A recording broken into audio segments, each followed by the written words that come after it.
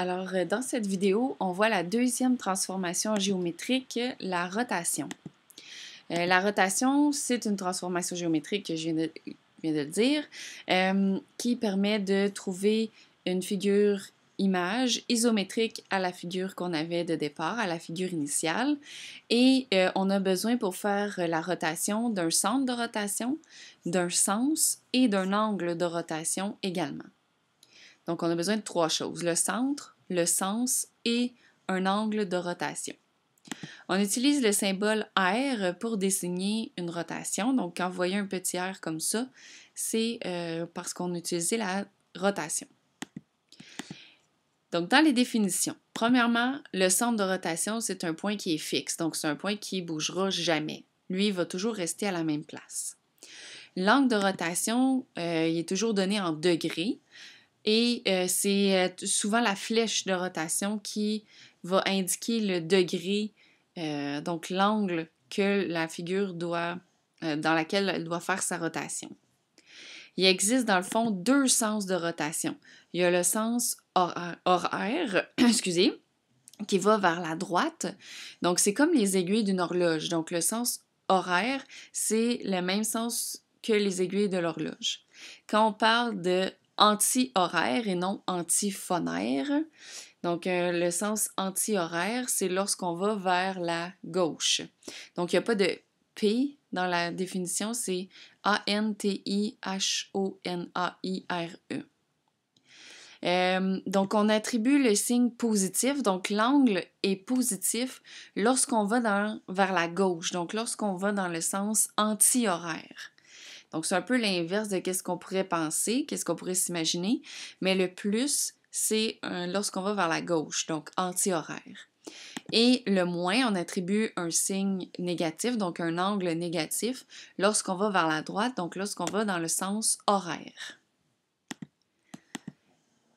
Justement, par rapport aux angles de rotation. Pour une même rotation, donc la même figure initiale et la même figure image, les mêmes positions, il existe deux angles de rotation.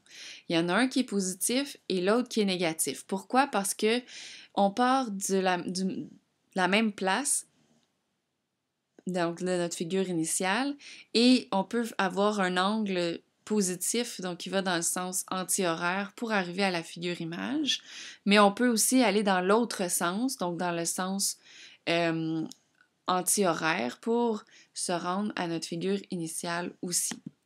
Par exemple, lorsqu'on a un angle de plus 80, son angle, en fait, l'autre angle de rotation, quand on va dans l'autre sens, ce serait moins 280.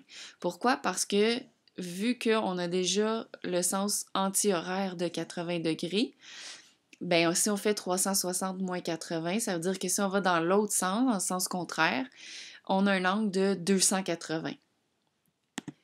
Si on a un angle de rotation de moins 110 degrés, ben, pour aller dans l'autre sens, on va faire 360 moins 110 qui donne 250. Donc, c'est le sens contraire. Et là, il va être positif parce que le 110 était négatif au départ.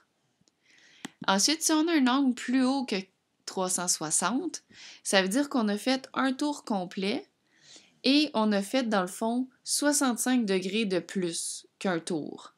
Donc, dans le fond, 425 moins 360, qui est un tour complet, ça veut dire qu'on est juste allé dans le sens anti-horaire de 65 degrés finalement. On n'a pas besoin de faire le tour complet parce qu'on revient à la même place où on était au départ. Donc, c'est 65 degrés.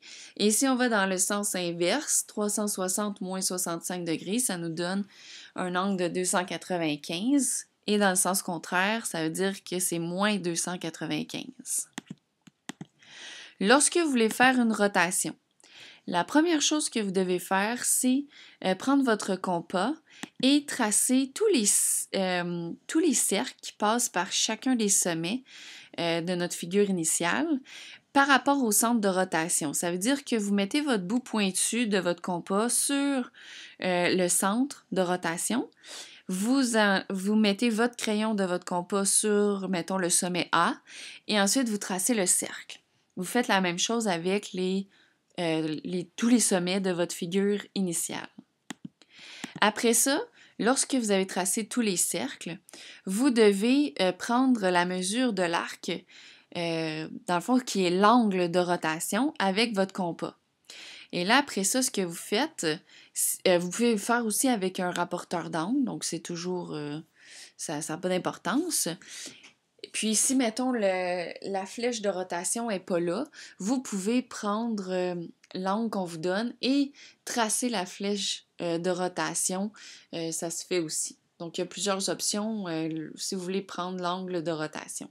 Donc, ça, vous le faites avec un compas si vous avez déjà la flèche de rotation. Puis, si on vous donne juste l'angle de rotation puis qu'il n'y a pas de flèche, vous pouvez soit la tracer ou utiliser votre rapporteur d'angle. Une fois que vous avez la bonne mesure d'angle, vous devez, dans le fond, à partir du sommet de notre figure initiale, aller dans le sens de la flèche, donc soit horaire ou anti-horaire, et vous positionner à la bonne longueur le point de la figure image. Puis, une fois que tous les points de la figure image sont positionnés, vous reliez, dans le fond, les points de la même façon que la figure initiale pour que la figure image soit isométrique à la figure initiale. Donc, l'exercice 1, il n'est pas à compléter, mais l'exercice 2 de la même feuille va être fait en classe. Donc, on va le faire ensemble. Fait que vous n'avez pas d'exercice à faire dans ce cas-ci. J'aimerais par contre que vous fassiez les exercices à la page 11. Donc, vous pouvez mettre pause à la vidéo, faire les exercices à la page 11, puis vous vérifiez vos réponses. Je vous les donne à l'instant. Donc, au numéro 1, vous devez indiquer dans le fond chacun des angles de rotation.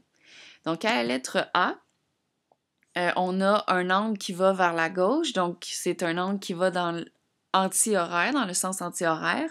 Donc, l'angle est positif et il mesure 120 degrés. À la lettre B, on va vers la droite, donc c'est le sens horaire, et l'angle est de 40 degrés, donc c'est moins 40 degrés. Même chose à la lettre C, on va vers la droite, donc on va dans le sens horaire, notre angle est négatif à ce moment-là, et l'angle mesure 290 degrés, donc c'est moins 290. Pour le numéro 2, on cherche les angles, dans le fond, qui sont équivalents à l'angle qui est donné. Donc, si on a un angle de positif de 55 degrés, ça veut dire qu'on est allé dans le sens anti-horaire. Si on va dans l'autre sens, donc dans le sens horaire, si on fait 360 moins 55, ça nous donne un angle de moins 305 degrés. À la lettre B, on a un angle de moins 127 degrés.